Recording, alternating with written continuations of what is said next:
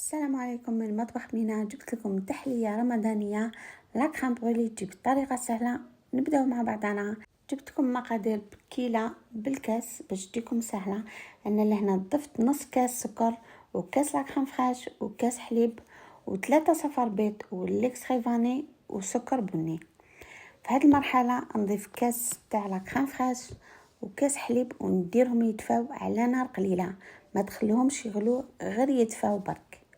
بعدها نحكم غريسيبيون، نروح نضيف نص كاس سكر و3 صفار بيض، نخلطهم مليح مع بعضهم. بعدها نضيف لهم لافاني ونزيد نخلطهم مليح حتى يذوب لي شويه السكر.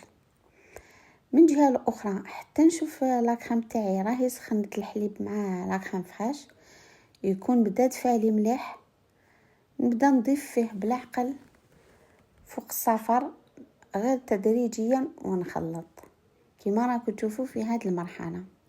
هذه الكريمه بزاف سهله وحتجيكم بزاف بنينه وسهله في التحضير. بعدها ما كملت خلطت، نحكم لي غامكات تاوعي نعمرهم كامل بالكريمه. الكريمه ديالي كامل كيما راكم تشوفوا. انا حكمت هاد لي غامكات تاع الفخار، هادو سبيسال تاع لاكريم بغولي. واللي ما عندهاش هاد لي غامكا كاين تاني تاع الجاج تاع الفلون.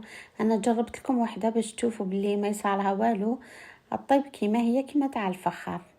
هايليك فرغت فيها ونطيبها عادي تخرج مليح فيها عادي. بعدها نحكم البلالين ندخلوه للفوغ، نحط فيه لي غامكا تاعي ونضيف عليه ماء سخون. انا لهنا درت الماء يغلي، نفرغو حتى المنتصف تاع لي غامكا، ندخلو يطيب على 160 درجة حوالي 50 دقيقة.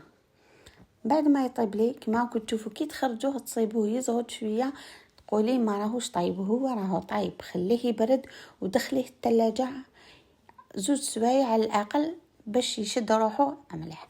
بعد ما يشد لي روحه مليح نروح نحكم سكر بني ولا سكر ابيض اللي عندك، ديريه بهذه الطريقه من الفوق كما راكم تشوفي، وتحكمي الشاليمو تاعك وتبداي تحقي فيه من الفوق. نديرهم كاع لي غامكان تاعي نعمرهم، نشد الشاليمو ونبدا نحرق فيهم من الفوق. انا هاد الكميه تاع التحليه دارت لي 5 تاع لي غامكا متوسطين الحجم تاعهم، ثم نحرقهم كامل بالشاليمو حتى يتحمروا لي مليح من الفوق. بعدها خليت لكم باش تسمعوا هاد الصوت تاع القرمشه، جات بزاف بنينه سورتو كي تخلوها تبرد واحد البنه. جربوها في السهرات تاعكم وقولوا لي لا عجبتكم، وما تنسوا ديروا لي جيم وابونيو. سلام.